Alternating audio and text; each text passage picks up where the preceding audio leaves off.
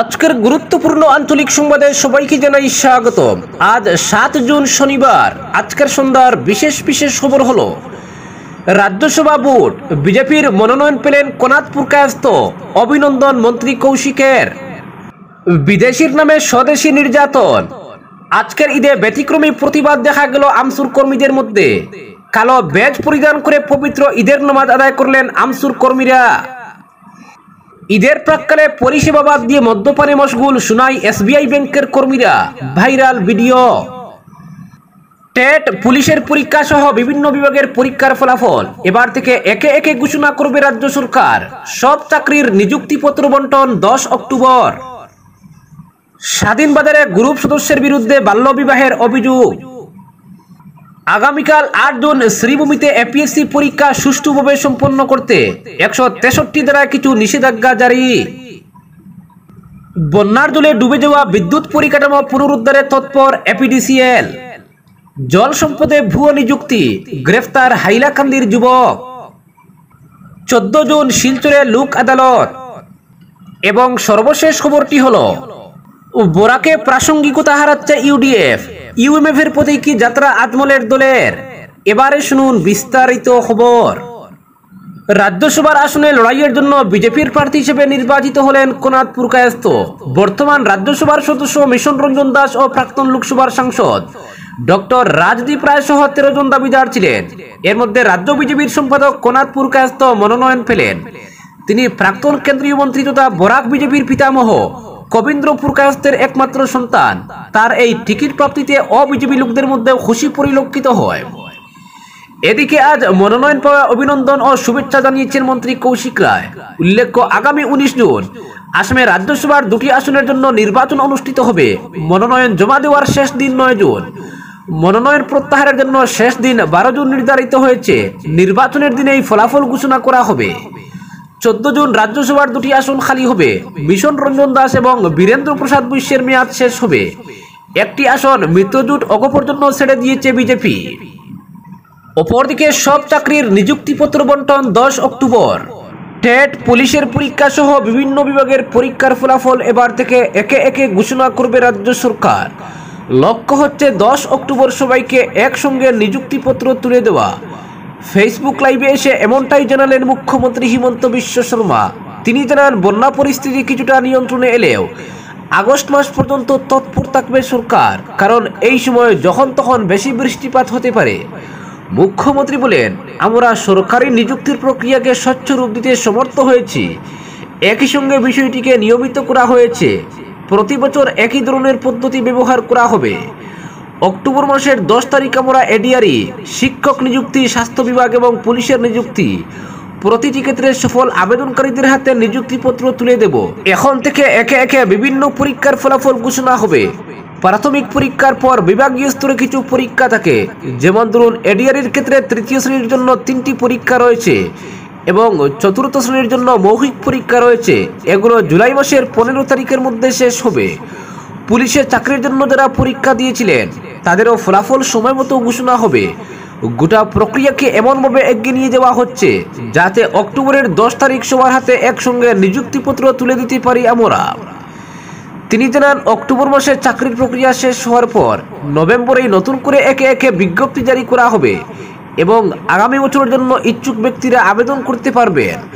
যেহেতু অক্টোবরে বিভিন্ন পদ পূরণ হচ্ছে, মিউচুয়াল ট্রান্সফারের বিষয়টি ফের উঠে আসবে এবং নভেম্বর মাসে সেই পোর্টাল আবার খুলে দেওয়া হবে। ইচ্ছুক ব্যক্তিরা নিজেদের মধ্যে চুক্তির মাধ্যমে চাকরি স্থানান্তর করতে পারবেন এবং গোটা প্রক্রিয়া হবে অনলাইনে। তিনি বলেন, অতীতে চাকরি স্থানান্তরের জন্য 50,000 থেকে 1 লক্ষ টাকা ঘুষ দিতে হতো।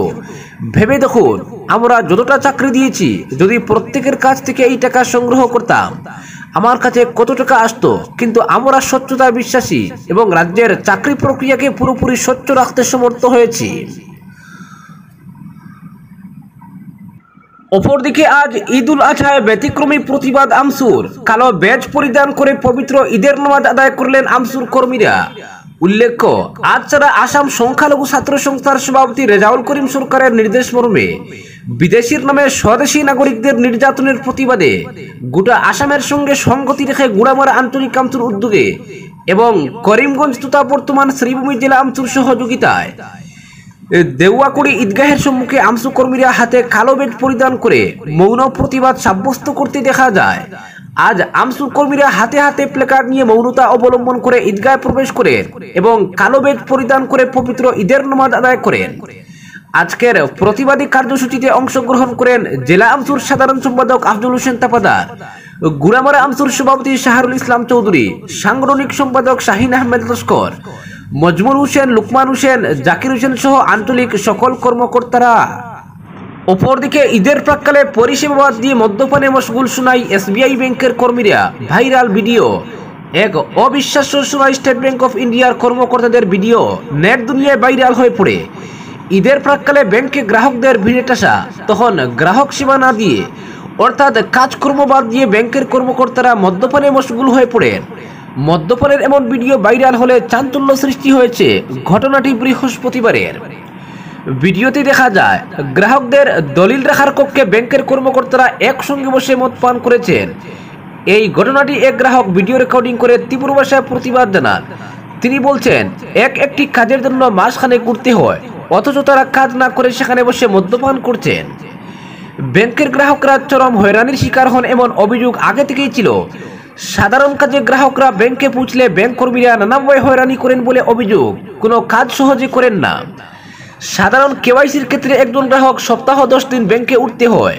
ব্যাংকের 2 নম্বর কাউন্টারে থাকা কর্মী ত্রিপুরার বাসিন্দা। সাধারণ গ্রাহকের সঙ্গে কোনোদিনই ভালো ব্যবহার করেন না, মানুষকে অযথা হয়রানি করেন বলে অভিযোগ রয়েছে তার বিরুদ্ধে। এমনকি তিনি কাজও জানেন না বলে গ্রাহকদের বিস্তর অভিযোগ। গ্রাহকদের কোটি কোটি টাকার সঞ্চয়ে চলা ব্যাংকের ম্যানেজার থেকে শুরু করে কর্মীদের ব্যবহারে খুবই ফুঁসছিলেন গ্রাহকরা। বৃহস্পতিবার ঈদের 2 দিন আগে ব্যাংকে ভিড় ছিল তুলনামূলকভাবে বেশি। আর সে সময় ব্যাংক কর্মীরা পরিষেবা না দিয়ে লাঞ্চের বাহানা দেখিয়ে ঘন্টার পর ঘন্টা মদ্যপানে মশগুল ছিল। ওই সময় জনৈক গ্রাহক ক্ষুব্ধ হয়ে তাদের খুঁজতে গিয়ে দেখতে পান দলিলের রুমে সবাই মিলে মদ পান করছেন। এতে তিনি খেপে গিয়ে সব ঘটনা মোবাইলে ভিডিও রেকর্ডিং করেন। এরপর ঘটনাটি ছড়িয়ে পড়লে 2-1 মাতব্বর লোক নিয়ে ব্যাংক কর্মীরা চাপা দিতে চায়। তবে শেষ পর্যন্ত সামাজিক মাধ্যমে ভিডিওটি ভাইরাল হয়ে যায় এবং বিভিন্ন বৈদ্যুতিন সংবাদ মাধ্যমে খবর পরিবেশিত হয়। অপরদিকে স্বাধীনবাজারে গ্রুপ সদস্যের বিরুদ্ধে বাল্যবিবাহের অভিযোগ। সুনাইর এক গ্রুপ সদস্যের বিরুদ্ধে বাল্যবিবাহের অভিযোগ উঠেছে। এই অভিযোগে সরগরম হয়ে উঠেছে পঞ্চায়েত রাজনীতি। স্বাধীনবাজার জিবির 3 নম্বর গ্রুপের নবনির্বাচিত গ্রুপ সদস্যা রুবা বেগম লস্করের পদ খারিজের দাবিতে অভিযোগনামা জমা পড়েছে সুনাই উন্নয়ন খণ্ডের আধিকারিক মুকুল বসুমতারির কাছে। এর প্রতিলিপি প্রেরণ করা হয়েছে কাছাড়ের জেলা শাসক মৃদুল যাদবকেও। নবনির্বাচিত গ্রুপ সদস্যার বিরুদ্ধে গুরুতর এই অভিযোগ তুলেছেন স্বাধীনবাজার জিপির 3 নম্বর গ্রুপের স্থানীয় ব্যক্তি ইসলাম উদ্দিন বাবুইয়া। নিজের গ্রাম গড়রকান্দিতে এক সাংবাদিক বৈঠক করে ইসলাম উদ্দিন জানান, গ্রুপ সদস্যা রুবা বেগম লস্কর বাল্যবিবাহে জড়িত রয়েছেন। 17 বছর বয়সে বিবাহে আবদ্ধ হয়েছিলেন নবনির্বাচিত এই গ্রুপ সদস্য। নির্বাচনী নিয়ম নীতিকে অমান্য করে গ্রুপ সদস্য হয়েছেন তিনি। এ ব্যাপারে তথ্য সংগ্রহ করে সুনাই উন্নয়ন খণ্ডের আধিকারিককে অভিযোগনামা জমা দিয়েছেন। জেলা প্রশাসনের কাছে বিহিত ব্যবস্থা নেওয়ার আর্জি জানিয়ে প্রতিলিপিও প্রেরণ করেছেন বলে জানান ইসলাম উদ্দিন। এদিন ইসলাম উদ্দিন তথ্য তুলে ধরে জানান, 15/5/1991 সালে জন্মগ্রহণ করেছিলেন রুবা বেগম লস্কর এবং 23/2/2007 সালে বিবাহ হয় তার। সুতরাং এটা স্পষ্ট যে তিনি বাল্যবিবাহে জড়িত ছিলেন, যা আসাম পঞ্চায়েত আইনের অধীনে নির্বাচিত প্রতিনিধিদের নিয়ম এবং নৈতিক মানদণ্ডের সরাসরি লঙ্ঘন করেছেন। তাই তার পঞ্চায়েত সদস্য পদ বাতিল করার জন্য ইসলাম উদ্দিন দাবি করে জানান, এই অবৈধ কাজের ফলে তার যোগ্যতা ক্ষুণ্ণ হচ্ছে। এ ধরনের ব্যক্তিকে দায়িত্বশীল পদে থাকার অনুমতি দেওয়া মানে জনগণের কাছে ভুল বার্তা প্রেরণ করা। তাই শীঘ্রই এই গ্রুপ সদস্যের বিরুদ্ধে ব্যবস্থা নিতে তিনি জোরালো দাবি জানান। অপরদিকে আগামীকাল 8 জুন রবিবার শ্রীভূমির করিমগঞ্জ কলেজে এপিএসসি অর্থাৎ প্রিলিমিনারি পরীক্ষা সুষ্ঠু ও শান্তিপূর্ণভাবে সম্পন্ন করতে শ্রীভূমির অতিরিক্ত জেলা ম্যাজিস্ট্রেট ভারতীয় নাগরিক সুরক্ষা সংহিতার 163 ধারায় কিছু নিষেধাজ্ঞা জারি করেছেন। এতে জানানো হয়েছে যে এই পরীক্ষার জন্য পরীক্ষা কেন্দ্রের আশেপাশে প্রচুর সংখ্যক ভিড় জমায়েত হওয়ার সম্ভাবনা রয়েছে। এতে জনগণের শান্তি ও সম্প্রীতি বিঘ্নিত হওয়ার আশঙ্কা রয়েছে। এর পরিপ্রেক্ষিতে এই পরীক্ষা সুষ্ঠু ও শান্তিপূর্ণভাবে সম্পন্ন করতে আগামীকাল রবিবার সকাল 6টা থেকে সন্ধ্যা 6টা পর্যন্ত কিছু নিষেধাজ্ঞা জারি করা হয়েছে। এতে বলা হয়েছে পরীক্ষা কেন্দ্রের 100 মিটার ব্যাসার্ধ এলাকায় পরীক্ষার্থী ও অনুমোদিত ব্যক্তি ছাড়া 5 বা ততোধিক ব্যক্তির জমায়েত নিষিদ্ধ। পাশাপাশি পরীক্ষা কেন্দ্র প্রাঙ্গণে কোনো অনুমোদনহীন ব্যক্তি প্রবেশ করতে পারবেন না। পরীক্ষা কেন্দ্রের 100 মিটার ব্যাসার্ধ এলাকায় কোনো ধরনের অস্ত্রশস্ত্র, বিস্ফোরক ও কোনো ধরনের সন্দেহজনক সামগ্রী বহন করা যাবে না। এদিকে পরীক্ষা কেন্দ্রের 100 মিটার ব্যাসার্ধ এলাকায় কোনো অনুমোদনবিহীন যানবাহনের অবৈধ পার্কিং ও যান চলাচল নিষিদ্ধ করা হয়েছে। এছাড়া পরীক্ষা কেন্দ্রের 100 মিটার ব্যাসার্ধ এলাকায় উচ্চ শব্দ সৃষ্টিকারী যন্ত্র ও লাউডস্পিকার ব্যবহার করা যাবে না। পরিস্থিতির গুরুত্ব বিবেচনায় এই নিষেধাজ্ঞা তাৎক্ষণিকভাবে বলবৎ করা হয়েছে এবং পরীক্ষা শেষ না হওয়া পর্যন্ত বহাল থাকবে। অপরদিকে বন্যার জলে ডুবে যাওয়া বিদ্যুৎ পরিকাঠামো পুনরুদ্ধারে তৎপর এপিডিসিএল। কাছাড় জেলা জুড়ে বন্যার তীব্রতায় সৃষ্ট ভয়াবহ পরিস্থিতির মধ্যেও জেলা প্রশাসন ও Assam power distribution company limited অসাধারণ সমন্বয়, সাহসিকতা ও কর্তব্যপরায়ণতার এক অনন্য দৃষ্টান্ত স্থাপন করেছে। জলমগ্ন সাবস্টেশন, ক্ষতিগ্রস্ত বিদ্যুৎ পরিকাঠামো ও প্রতিকূল পরিবেশ, এইসব প্রতিবন্ধকতার মধ্যেও এপিডিসিএলের বাস্তুকার, লাইনম্যান এবং সহায়ক কর্মীরা দিনরাত এক করে কাজ করে চলেছেন নিরবিচ্ছিন্ন বিদ্যুৎ সরবরাহ বজায় রাখতে। এই দায়িত্বশীলতার জ্বলন্ত দৃষ্টান্ত হল 33/11 কেবি চিরুকান্দি সাবস্টেশন। বন্যার জলে নিমজ্জিত থাকলেও এই কেন্দ্র থেকে সংযুক্ত 4টি 11 কেবি ফিডারের বিদ্যুৎ সরবরাহ অন্য 33/11 কেবি সাবস্টেশন থেকে বিকল্প পথে সচল রাখা হয়েছে। প্রযুক্তিগত সূক্ষ্মতা ও অক্লান্ত পরিশ্রমের সমন্বয়ে সফল হয়েছে এই ঝুঁকিপূর্ণ কাজটি। এর ফলে ভোক্তাদের কোনো অসুবিধা পেতে হয়নি। দুর্যোগ মোকাবিলায় অগ্রগণ্য পদক্ষেপ হিসেবে 33/11 কেবি মেহেরপুর সাবস্টেশনের পার্শ্ববর্তী অঞ্চলে 5টি গুরুত্বপূর্ণ উচ্চ ভোল্টেজ ট্রান্সমিশন লাইনের সুরক্ষায় 1000 জিওব্যাগ স্থাপন করা হয়েছে, যার ফলে বড় ধরনের ক্ষতি এড়ানো সম্ভব হয়েছে। এই আগাম ব্যবস্থা বিদ্যুৎ পরিকাঠামো সুরক্ষা নিশ্চিত করেছে এবং দুর্যোগ প্রতিরোধে এপিডিসিএলের অঙ্গীকারকে সুদৃঢ় করেছে। মুখ্যমন্ত্রী ডক্টর হিমন্ত বিশ্ব শর্মার দূরদর্শী নেতৃত্বে এবং স্থানীয়ভাবে মন্ত্রী কৌশিক রায়ের সক্রিয় সমর্থনে পরিচালিত এই ঐক্যবদ্ধ প্রয়াসে গুরুত্বপূর্ণ ভূমিকা পালন করছে আসাম রাজ্য দুর্যোগ ব্যবস্থাপনা কর্তৃপক্ষ ও কাছাড় জেলা প্রশাসন। তাদের সমন্বিত পদক্ষেপ দুর্যোগ মোকাবিলায় গতি ও কার্যকারিতার নতুন মানদণ্ড স্থাপন করেছে। অপরদিকে জল সম্পদে ভুয়ো নিযুক্তি, গ্রেফতার হাইলাকান্দির যুবক। জল সম্পদ বিভাগের ভুয়ো নিযুক্তি মামলায় শুক্রবার রাজ্য পুলিশের সিআইডি বিভাগ হাইলাকান্দির এক যুবককে গ্রেফতার করেছে। ধৃত যুবকের নাম আবু হানিফ চৌধুরী, বাড়ি লালা প্রথম খণ্ডে। প্রাপ্ত তথ্য অনুযায়ী জল সম্পদ বিভাগের মুখ্য বাস্তুকার ভাস্কর জ্যোতি শর্মার দায়ের করা মামলার ভিত্তিতে পুরো রাজ্যেই জল সম্পদ বিভাগে ভুয়ো নিযুক্তির মামলার তদন্তে নেমেছে সিআইডি। এই মামলার অন্যতম অভিযুক্ত হিসেবে হাইলাকান্দির আবু হানিফকে গ্রেফতার করে সিআইডি আদালতে পেশ করে আবুর বিরুদ্ধে ভারতীয় ন্যায় সংহিতার 61(2), 318(4), 334(3), 340(2) ধারায় সিআইডি মামলা দায়ের করে হাইলাকান্দি সিজেএম কোর্টে হাজির করে। স্পেশাল ইনভেস্টিগেশন ডিপার্টমেন্টের এক শীর্ষ কর্তা জানান, হাইলাকান্দির আবুর বিরুদ্ধে চাকরি দেওয়ার নামে টাকা সংগ্রহ, জল সম্পদ বিভাগের চিফ ইঞ্জিনিয়ারের স্বাক্ষর জাল ইত্যাদি অভিযোগ রয়েছে। সেই অভিযোগের প্রাথমিক প্রমাণও পাওয়া যাওয়ায় তাকে গ্রেফতার করে ট্রানজিট রিমান্ডে গুয়াহাটি নিয়ে যাওয়া হচ্ছে। শুধু হাইলাকান্দি থেকে জল সম্পদ বিভাগের চাকরির প্রদানের নামে প্রায় 2 কোটি টাকার চাকরি বাণিজ্য চলেছিল বলেও পুলিশ কর্তা জানিয়েছেন। অপরদিকে 14 জুন শিলচরে লোক আদালত। জনগণের জন্য সহজ, দ্রুত এবং জনমুখী বিচার প্রদান ব্যবস্থাকে সুনিশ্চিত করতে কাছাড় জেলা আইনি সহায়তা কর্তৃপক্ষের উদ্যোগে আগামী 14 জুন জেলা আদালত প্রাঙ্গণে অনুষ্ঠিত হতে চলেছে জাতীয় লোক আদালত। সকাল 9:30 থেকে শুরু হওয়া এই উদ্যোগের মাধ্যমে বিভিন্ন প্রকার বিচারাধীন ও প্রি লিটিগেশন মামলা সমঝোতার মাধ্যমে নিষ্পত্তি করা হবে। এই লোক আদালতে গৃহীত হবে বহুবিধ মামলা, যেমন দেওয়ানি, বিশেষ বিদ্যুৎ আইন ভিত্তিক মামলা, জিআর ও পিআরসি মামলা, নেগোশিয়েবল ইনস্ট্রুমেন্টস এন্ড ভিত্তিক মামলা, মোটরযান মামলা, দাম্পত্য বিবাদ, এমএসিটি মামলা ইত্যাদি। পাশাপাশি এপিডিসিএল, বিএসএনএল এবং বিভিন্ন ব্যাংকের সঙ্গে যুক্ত প্রি লিটিগেশন সংক্রান্ত মামলাগুলো নিষ্পত্তির জন্য বিবেচিত হবে। বিচার প্রক্রিয়ার গতি বৃদ্ধি, মামলার জট কমানো এবং আদালতের বাইরে শান্তিপূর্ণ নিষ্পত্তিকে উৎসাহিত করতে ডিএলএস এর তরফে জেলার নির্ধারিত কোর্ট ও বুথে নিযুক্ত থাকবেন বিশেষ মধ্যস্থতাকারীরা। আশা করা হচ্ছে এই উদ্যোগের মাধ্যমে বিবাদ সৃষ্টির পরিবর্তে পারস্পরিক বোঝাপড়া ও সহযোগিতার আবহ সৃষ্টি হবে। তাছাড়া বিচার প্রার্থীদের মধ্যে শান্তিপূর্ণ সমাধানের পথ সুগম হবে। তাছাড়া যেসব পক্ষ তাদের মামলার প্রেক্ষিতে সমন বা নোটিশ পেয়েছেন তাদের প্রতি ডিএলএস এর তরফে অনুরোধ জানানো হয়েছে তারা যেন নির্ধারিত দিন লোক আদালতে উপস্থিত থেকে এই সুযোগের সদ্ব্যবহার করেন এবং সৌহার্দ্যপূর্ণ উপায়ে তাদের মামলা নিষ্পত্তি করেন। আইন সম্পর্কে সচেতনতা বৃদ্ধির পাশাপাশি সমাজে মিলন ও সুবিচারের মানসিকতা প্রতিষ্ঠায় জেলা আইন সহায়তা কর্তৃপক্ষ কাচার তাদের অঙ্গীকার পুনরায় ব্যক্ত করেছে। অপরদিকে বরাকে প্রাসঙ্গিকতা হারাচ্ছে ইউডিএফ। ইউএমএফ এর প্রতীকী যাত্রা আজমলের দলের। আসামের সংখ্যালঘু মুসলিম সমাজকে ঐক্যবদ্ধ করার পাশাপাশি তাদের বিভিন্ন দাবি দেওয়া আদায়ের লক্ষ্যে জন্ম হয়েছিল ইউনাইটেড মাইনরিটি ফোরাম বা ইউএমএফ এর, কিন্তু লক্ষ্যভ্রষ্ট হয়ে সংগঠনটি কয়েক বছরের মধ্যেই মুখ থুবড়ে পড়েছিল। ইউএমএফ পুরোপুরি অস্তিত্বহীন হয়ে যাওয়ায় ১.৫ দশকের মধ্যে একই লক্ষ্যে রাজ্যে অধিষ্ঠিত হয়েছিল ইউডিএফ। পরবর্তীতে সর্বভারতীয় ক্ষেত্রে রাজনীতির লক্ষ্যমাত্রা স্থির করেছিলেন এই দলের প্রধান বদরুদ্দিন আজমল। তখন থেকে সংগঠনের নাম দেওয়া হয়েছিল all India United Democratic front অর্থাৎ এআইইউডিএফ। ২০০৫ সালে জন্ম নেওয়া ইউডিএফ পরের বছর বিধানসভা নির্বাচনেই ছাপ ফেলেছিল। বদরুদ্দিন আজমল ভেবেছিলেন শুধু আসামেই নয়, সারা দেশে মুসলিম সংখ্যালঘু সমাজে যদি সমর্থন পেয়ে যান তবে দেশ জুড়ে বড় ধরনের রাজনৈতিক প্রতিষ্ঠা তিনি পেয়ে যাবেন। এভাবে তরতর করে এগিয়ে চলেছিল ইউডিএফ এর যাত্রাপথ। ২০০৬ সাল থেকে ২০২৪ পর্যন্ত এই ১৮ বছরের রাজনীতিতে বেশ বড় ধরনের চর্চায় এসেছে ইউডিএফ এর নাম।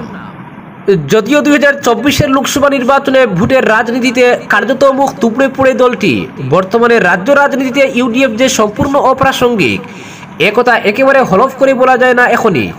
আগামী ২০২৬ সালের বিধানসভা নির্বাচনে কার্যত শেষ পরীক্ষা হবে এটা বলা যায়। যদিও সদ্য সমাপ্ত পঞ্চায়েত নির্বাচনে গ্রামে গঞ্জে মানুষের যে খুব একটা সমর্থন পেয়েছে ইউডিএফ, তা দলটির ফলাফলে স্পষ্টতই প্রতীয়মান। তবে একথা বলতে হবে যে বরাকের ৪টি আসন সহ ব্রহ্মপুত্র উপত্যকার কয়েকটি সংখ্যালঘু অধ্যুষিত আসনে এখনো ইউডিএফ এর বিধায়করা রয়েছেন। দেখা গেছে মুসলিম সমাজের যে রাজনীতি, সেই রাজনীতিতে বড় ধরনের পট পরিবর্তন ও ভূমিকা তৈরি হয়েছিল ১৯৮৫ সালে, যখন আসাম চুক্তির পর ইউএমএফ এর যাত্রা শুরু হয়েছিল। ওই দল কয়েক বছরের মধ্যেই প্রায় শেষ হয়ে যায়। যদিও কংগ্রেস ক্ষমতায় আসার পথে যাত্রাভঙ্গ করেছিল ইউএমএফ, কিন্তু কয়েক বছরের মধ্যেই দলটি গৌণ হয়ে পড়ে। গুলাম উসমানী, আবুল ফজলের মতো নেতা পার্টিকে ধরে রেখেছিলেন। এর বাইরে সেভাবে কোনো প্রভাব বিস্তার করতে পারেনি দলটি। তবে এক্ষেত্রে কিন্তু যথেষ্ট সাফল্য অর্জন করতে পেরেছে ইউডিএফ। সাম্প্রতিক অতীতকালে বিজেপির সঙ্গে আজমলের গোপন যোগসাজশ কংগ্রেসের চিরাচরিত মুসলিম সমাজের ভোট ব্যাংকে ফাটল ধরিয়ে কংগ্রেসকে ক্ষমতার বাইরে ফেলে দেয়। একটা সময় বদরুদ্দিনের একমাত্র ধ্যান জ্ঞান ছিল কংগ্রেসকে ক্ষমতা থেকে বাইরে রাখা, এবং বিজেপির সঙ্গে গোপন যোগসাজশে শেষ পর্যন্ত গেরুয়া দলকে ক্ষমতার বৃত্তে আবর্তিত করতে সক্ষম হয়েছেন তিনি। এমনকি কংগ্রেস হারানোর লক্ষ্য ছিল আজমলের। ২০০৯ সালের লোকসভা নির্বাচনে শিলচরে প্রার্থী হয়েছিলেন স্বয়ং বদরুদ্দিন। সেবার কংগ্রেসের হেভিওয়েট নেতা সন্তোষ মোহন দেব তৃতীয় স্থানে চলে যান বদরুদ্দিন ময়দানে থাকার সুবাদে। এমন ঘটনা সামনে এনে একাধিকবার অভিযোগ করেছে কংগ্রেস। এমনকি বেশ প্রচার পায় বিষয়টি। বদরুদ্দিন আজমলের দলের এমন দ্বিচারিতার সুবাদে একসময় ইউডিএফ সম্পর্কে যারা একেবারে অন্ধ ছিলেন এবং চোখ বুজে আজমলকে বিশ্বাস করতেন, তারাও বুঝে উঠতে সক্ষম হয়েছেন যে বিজেপিকে ক্ষমতার পথে এগিয়ে দেওয়া এবং বিজেপির পথ প্রশস্ত করা হলো ইউডিএফ এর কাজ। হিমন্ত বিশ্ব শর্মা বিভিন্ন সময় মুসলিম সমাজের কাছে গ্রহণযোগ্য নয় এমন সিদ্ধান্ত নেন, তখন আজমল চুপ থাকেন, বরং আবুল তাবুল মন্তব্য করেন সংবাদ মাধ্যমে, যা বিজেপিকে আরো মাইলেজ দেয়। এটা মুসলিম সমাজ ভালো চোখে নেয়নি। ইউএমএফ নেতারা দলের ভিত মজবুত করা তো দূরের কথা, বরং ১৯৮৫ সালের নির্বাচনে বিভিন্ন বিধানসভা কেন্দ্রে তাদের জামানত বাজেয়াপ্ত হয়েছিল। দলটি তেমন চাপ ফেলতে পারেনি। আজমল কিন্তু তার দলকে কংগ্রেসের বিকল্প হিসেবে প্রতিষ্ঠিত করতে সক্ষম হয়েছিলেন। ২০০৯ সালের লোকসভা নির্বাচনে বরাক উপত্যকায় ৪.৫ লক্ষাধিক ভোট আদায় করতে সক্ষম হয়ে আজমলের দল। আজমল নিজে শিলচর লোকসভা কেন্দ্র থেকে ২ লক্ষাধিক ভোট পান। ২০১১ সালের বিধানসভা নির্বাচনে কাটিগুড়া আসন দখল করে ইউডিএফ। ২০১৬তে বরাকের ৩টি আসন দখল করে আজমলের দল। ২০২১ সালে বিজেপিকে রুখে দেওয়ার নামে কংগ্রেসের সঙ্গে আঁতাত করে ইউডিএফ। ওই বছরের বিধানসভা নির্বাচনে হাইলাকান্দির ৩টি আসন ছিনিয়ে নেয় ইউডিএফ। এমনকি কাছাড় জেলার সোনাই কেন্দ্র থেকেও জয়ী হন আজমলের প্রার্থী। আঘাতের ফায়দা পুরোপুরি তুলতে সক্ষম হয় ইউডিএফ, কিন্তু নির্বাচনের পরই কংগ্রেস ইউডিএফ মধুচন্দ্রিমার অবসান ঘটে। জোট ভেঙে দেয় কংগ্রেস নিজেই। আজমলের সঙ্গে দূরত্ব বাড়িয়ে অনেক অমুসলিম অঞ্চলে খানিকটা গ্রহণযোগ্যতা বাড়াতে সক্ষম হয়েছে কংগ্রেস। আজকের বিশেষ সংবাদ এখানেই সমাপ্ত।